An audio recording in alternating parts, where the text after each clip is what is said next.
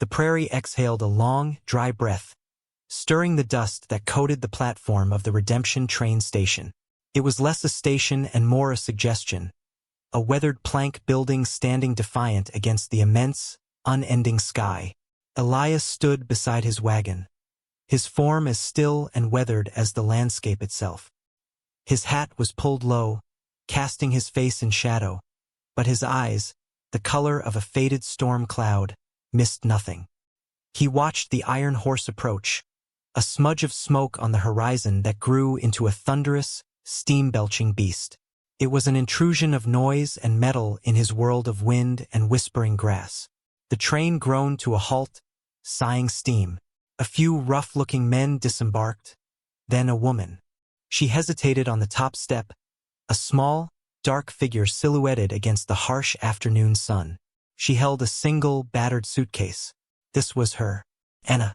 She descended, her movements careful, deliberate, as if testing the stability of the very ground beneath her feet. Her dress was simple, worn but clean, the fabric a dull gray that seemed to absorb the light. She looked smaller than in her photograph, more fragile. Her gaze swept over the vast emptiness, the single dusty street of the town, and finally landed on him. There was no hope in her eyes, only a stark, bracing resignation. Elias straightened from the wagon, touching the brim of his hat in a gesture that was more habit than greeting. He walked towards her, his boots scuffing a soft rhythm in the dust. He stopped a few feet away, leaving a space between them that felt as wide as the plains. Her chin was lifted, a small act of pride in a sea of vulnerability. She clutched the handle of her suitcase, her knuckles white. He said nothing, simply reached down and took the suitcase from her grasp. It was surprisingly light. He turned and walked back to the wagon, placing it carefully in the back. He did not offer her a hand up, sensing she would refuse it. Instead, he waited, his back to her, giving her the dignity of ascending on her own. The wooden wheel creaked as she settled onto the bench. The journey to the homestead was a silent one, measured by the rhythmic plodding of the horses and the jangle of their harnesses. Elias kept his eyes on the horizon, a familiar, unchanging line. He could feel her presence beside him, a knot of coiled tension. She sat ramrod straight, her hands clasped tightly in her lap, her gaze fixed forward, never once turning to look at him. He wondered what she saw in the endless expanse of amber grass and pale blue sky. Did she see promise or a prison? He couldn't guess. The homestead came into view not as a grand reveal, but as a slow emergence from the land itself. A small, sturdy cabin built of cottonwood logs, a lean-to barn, and a web of split-rail fences. It was a place of solitude, carved out by calloused hands and sheer will. It was his. Now it was theirs. He pulled the wagon to a stop near the cabin door. He got down, then walked around to her side. He simply stood there, waiting. She slid down from the seat, landing softly. Her eyes scanned the cabin, the barn, the stark but orderly yard. He saw a flicker of something in her expression, something he couldn't name.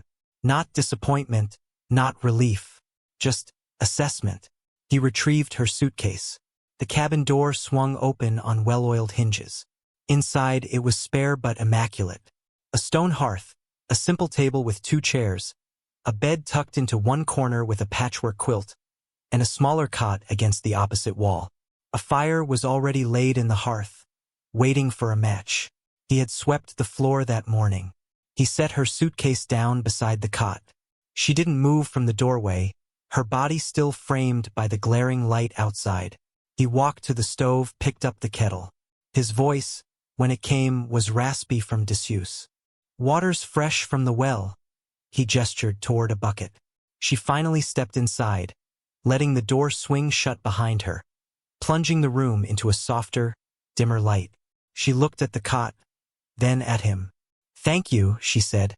Her voice was low, clear, and carried an accent he couldn't quite place. It was the first word she had spoken to him. The first of many, or the last of a few. He didn't know. He just nodded, turning back to the stove. He would make coffee. That was a start. The first days passed in a shared, nearly unbroken silence. It was a quiet born not of anger, but of caution.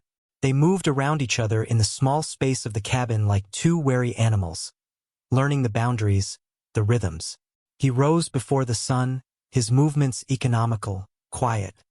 He would be gone for hours, mending fences, tending to the horses. When he returned, he would find a pot of coffee on the stove and a loaf of bread, dense and dark, on the table. He never asked her to cook, but she did. It was a language she knew. One afternoon, he found her behind the cabin, pacing a small, fallow patch of earth. She was rubbing the dry soil between her fingers, her brow furrowed in concentration. He leaned against the corner of the cabin, watching her. "Nothing grows here," he stated, not as a challenge, but as a fact he had long accepted. She startled, her hand flying to her chest before she dropped it. She looked at the ground, then back at him. "With water," she said, her voice soft but firm. "And care. Something might." The next day, he left a spade and a hoe leaning against the back wall. He said nothing about it. When he returned that evening, the earth was turned over in neat, dark rows. He saw her kneeling by the well, her sleeves pushed up to her elbows as she washed the dirt from her hands and forearms. As she straightened and turned, a stray sunbeam caught her arm. He saw it then, a deep, ugly bruise, a constellation of purples and faded yellows, blooming just below her elbow.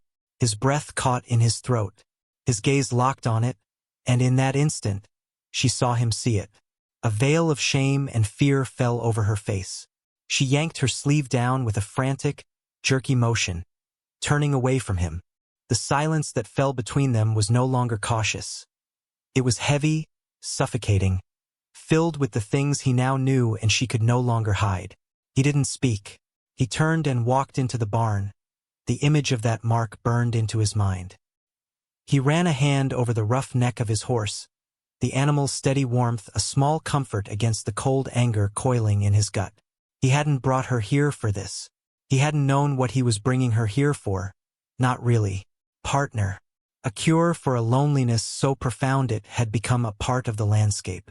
But he knew, with a certainty that settled deep in his bones, that he had not brought her here to be haunted by the ghosts of another man's cruelty. He had offered her a new life, but he had not understood he was also offering her a refuge. The knowledge settled on him like a shroud, heavy with a responsibility he now fully grasped. He stayed in the barn until the sun bled away, leaving the sky bruised in shades of violet and orange, an echo of the mark on her skin. When he returned to the cabin, the lamp was lit, casting a warm, golden glow. His dinner was on the table, covered with a cloth. Anna was sitting on her cot, her back to him, her shoulders slumped. He walked to the table, sat down, and ate in silence. Every mouthful was ash. The routine continued, but the quality of the silence had changed. It was now a living thing, pulsing with unspoken questions. He started to notice other things. The way she flinched if he moved too quickly to put a log on the fire. The slight tremor in her hand when she passed him the salt. The way she always kept her sleeves buttoned at the wrist, even when the cabin grew warm. He found himself moving slower, announcing his presence with a cleared throat or a deliberately heavy footstep. He was gentling himself, the way he would with a spooked horse. One morning, a week later, he watched from the barn as she worked in her small garden. She had planted seeds he didn't know she had, carried all the way here in her light suitcase. Tiny green shoots were now pushing through the dark soil. A testament, an act of faith in barren ground. She worked with a fierce tenderness, her hands cupping the soil around the fragile stems. He saw the pride in the set of her shoulders, the peace in her movements. This small patch of earth was hers, a place she could make grow. Later that week, the mail rider came, a rare visitor who brought supplies and news from the wider world. He left a letter. It was addressed to her. Elias took it inside and placed it on the table without a word. He watched as she picked it up. Her hands trembled as she looked at the handwriting on the envelope. She didn't open it. She held it as if it were a venomous snake, her face pale, her breathing shallow. She looked at him, her eyes wide with a terror that was stark and absolute. In that moment, he understood. The ghost wasn't a ghost. It was real, and it had found her. She clutched the letter to her chest, a choked sob escaping her lips. She finally looked at him, not with shame, but with a desperate plea. He didn't need words. He knew. The man who had put the bruises on her arm, the man whose presence haunted every corner of their quiet life, was not content to let her go. He crossed the room in 2 long strides. He didn't reach for her, didn't touch her.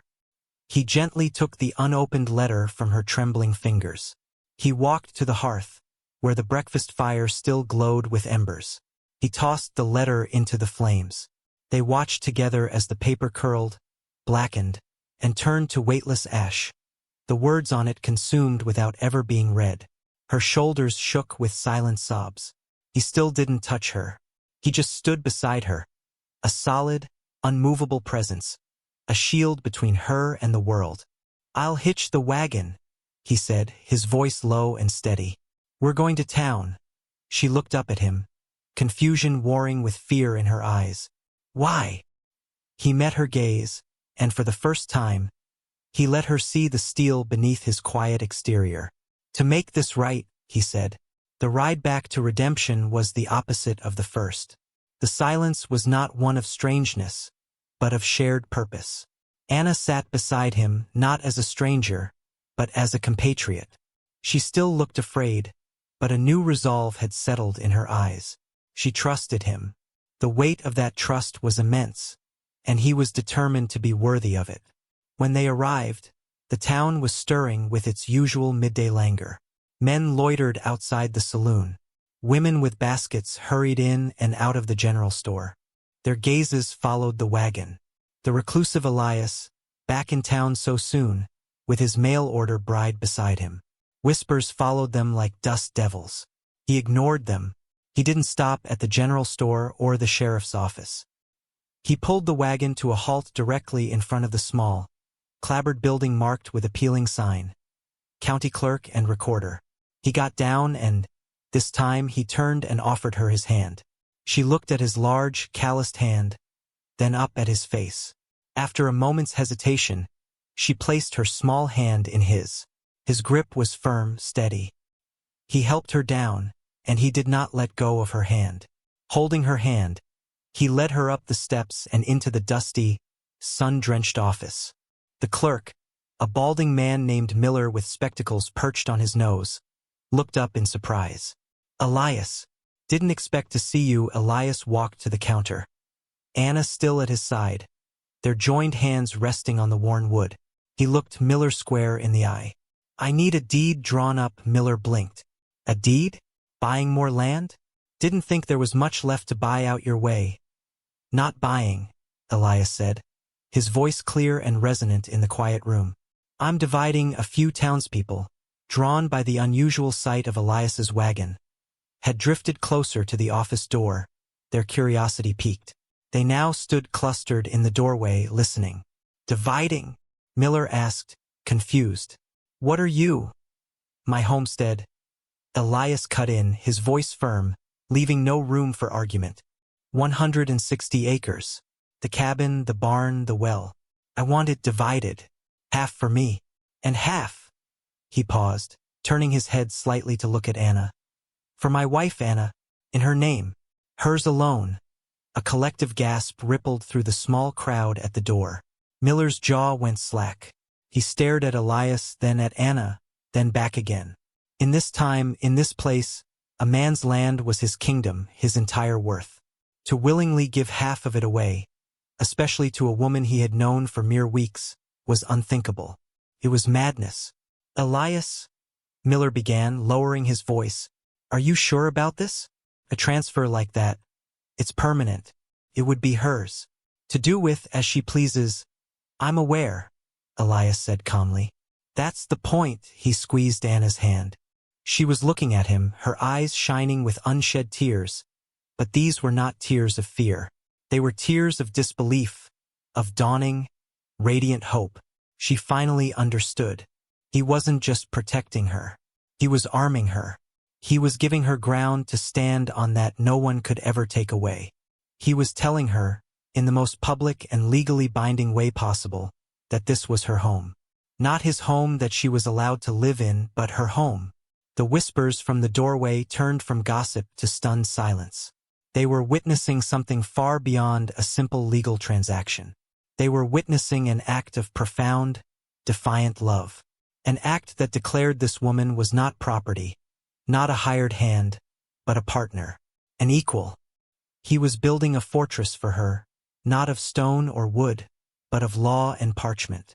The clerk, shaking his head in bewilderment, slowly pulled out a fresh ledger and a new sheet of paper. He dipped his pen in the inkwell. "All right, Elias. Let's get the legal description right." Elias didn't take his eyes off Anna. He saw the tension finally leave her shoulders, a weight she had carried for years simply dissolving into the dusty air of the clerk's office. A small, tremulous smile touched her lips. On the journey home, as the sun began its slow descent, she finally spoke. "No one has ever done anything like that for me."